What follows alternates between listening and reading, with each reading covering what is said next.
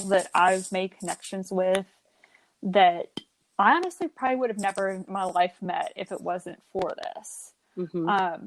And, to be able to have the opportunity to share the story with others, sometimes you realize like these things wouldn't have happened otherwise. Yeah, no, you're so right. It is amazing to run into to meet people that came to you right at the time that you needed them the most. You didn't even know it. Mm-hmm. That's amazing. So I'm And curious. Oh, go ahead. Sorry. I just was going to say, we live in this age that we do have a lot of this technology, and, to be able to have that at our disposal helps, has been a huge help, at least for me with my diagnosis. I couldn't imagine going through that without that. Yeah, that's amazing.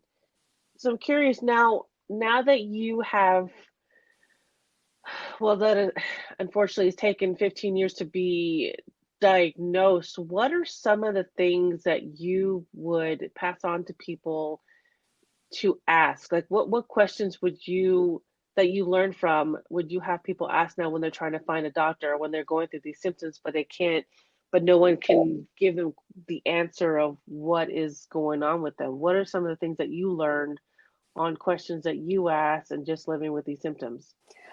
You know, the big thing for me, I kept just saying, I'm tired, I'm sleepy. I think, even some of the things that you may not necessarily think are related to that condition, that you're struggling with, tell the doctor all of that.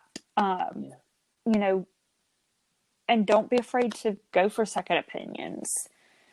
I had stayed with the same, doctors for so long and they weren't asking the right questions.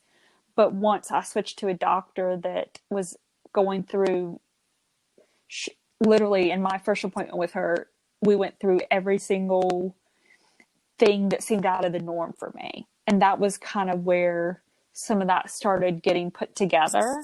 Hmm. So even symptoms that you may not necessarily think are important, being able to just still talk about those, because sometimes that's, I guess, the missing link. For me, I had never thought to mention, my dreams and how crazy those were. And she was the one that was actually first asked me about my actual sleep, not just, the typical things that doctors want to ask you when you're sleepy. Because there are a lot of other conditions and things that can attribute to someone being sleepy: depression, thyroid, all sort of things like that. But just knowing to go, literally list everything. Yeah. I mean, when she was in there with me during my first appointment, I think she went through probably 2 sheets of paper with all the symptoms I just started listing off. But that was, what ultimately got me my diagnosis. And some of those symptoms I never would have thought to even mention to someone. Wow. Yeah, no, I think that's so important that you stated that because we often go into see our doctor and we're afraid to say everything, but I think you need to just tell them everything because you never know what's going to be that one piece of information that they're like, okay, yeah, that's it. Oh, yeah. Because sometimes it's the smallest thing that, you know, in their brain allows them to know, hey, this may not be something small like we think it is. It may not just be depression or whatever the misdiagnosis may be. It could be something more. Yeah, that's Um, true. Yeah, that is so true. It could be, and you just never know. So if you're listening to this, tell them everything. Don't leave anything out because you never know what it's going to lead to. That could save your life. it and it can make a huge difference. And for me, it did take a little bit to get over the, oh, are they going to think I'm crazy? Yeah. Uh, you know, but ultimately, these doctors are there to help. And, you know, being afraid of speaking up can hinder that diagnosis. So, don't be afraid to tell them, and just trust your gut more than anything. When something's wrong, usually we know it. Right. We intuition, and there's nobody that knows yourself and your body more than you. Yeah, that is so true. So now that you've shared your story, what do you hope for listeners to get from this? For them to, not be afraid to speak up, and to really understand what narcolepsy is, besides, what we see in the movies, because it's obviously much more than that. Yeah, I do want people to know, whether it's narcolepsy or any other condition, not be afraid to speak up and not be afraid to continue to push for those answers. But I also do hope that, whether or not they have narcolepsy themselves, just being able to actually understand that it's not this joke like you see in the movies. Mm-hmm. Because narcolepsy is very underdiagnosed. Mm-hmm. And I mean, you never know when you could meet someone with that condition. So just being able to actually understand that it's not the joke that people think. Mm-hmm. Because I know for me, when I first got diagnosed, it seemed like every other person I said anything to, it was, oh, so you're just going to fall asleep. And even though it may be just a question, when you hear that over and over, it can be hurtful. So Mm-hmm. just, being able to actually understand it. And when I did meet the people that either, said, oh, I have a brother that has that, or, one of my parents have that. Or even, hey, I've never heard of that, but I looked it up, means the world. Just having people that, even if they don't physically know what it's like to go through it, just having that sympathy. Yeah, Because you don't ever know the battles that someone's going through. that is so true. Yeah, you're so right. People just need to be open-minded and educate themselves before they say something that it could be hurtful, because you don't know what we're going through. Oh, yeah. And, That's important.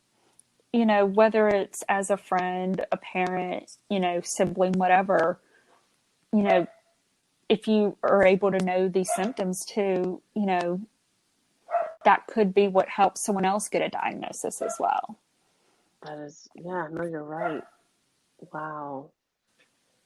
I appreciate, yeah, no, thank you so much for sharing this, because I know that I've learned a lot, and I hope that the listeners learn something as well. And, obviously we always say it's not always like it is in the movies. So, go and read up on it. That way you're more aware. And I think this goes with anything, like you stated before, it's with anything. Educate yourself first, because you just don't know, what people are going through or how you can help them. Oh, yeah. And, I think right now, you really don't know all the battles people are going through. So, you know, even though someone may look perfectly fine, you never know what they're dealing with. If someone saw me on the street, they probably would have never known that I had narcolepsy. Um, I look like a normal 30-year-old, but, I do have the condition, and, I do what I have to still be able to just enjoy life the best That's I great. can. Yeah, that's great. And I'm so happy to hear that you are able to enjoy life, because for some people, you could really, they could feel defeated.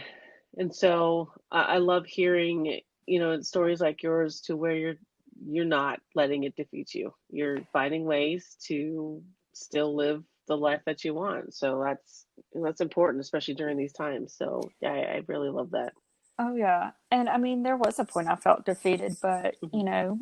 you, there's ways to get to a much better point. And I'm thankful for the people that did help me get there. Because it's definitely not something I could have done on my own. Yeah, that's awesome. Well, thank you so much, Lindsay, for being on here and for sharing this. And like I said, it's really amazing to hear such positivity coming from you and sharing your story with everybody. So I really thank you for that. Where can people find you if they need someone like you to talk to? So I am on, for me, the biggest place to reach out to me is on Instagram. And my name on Instagram is once upon a D period R period E period N. A little play on once upon a dream. Because my dad's nickname for me actually growing up was Sleeping Beauty, ironically. Even before we knew that I had narcolepsy. So, Oh,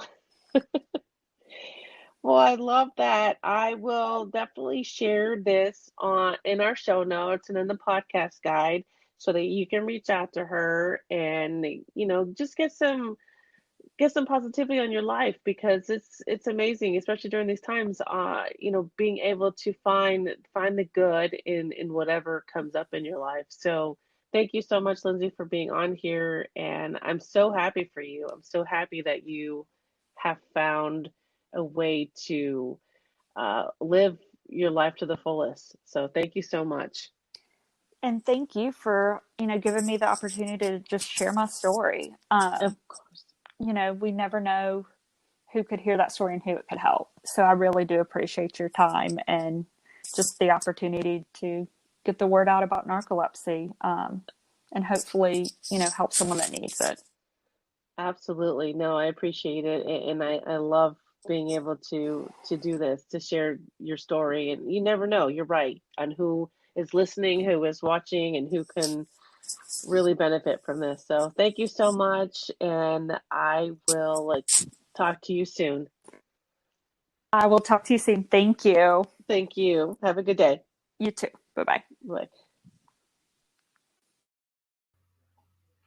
Thank you for listening to the Truths We Hide podcast, created and founded by your host, Annette, the founder of A Wild Ride Call Life. Also, a big thank you to all of our sponsors for each and every episode that is aired. We have so much support from them and all of our listeners.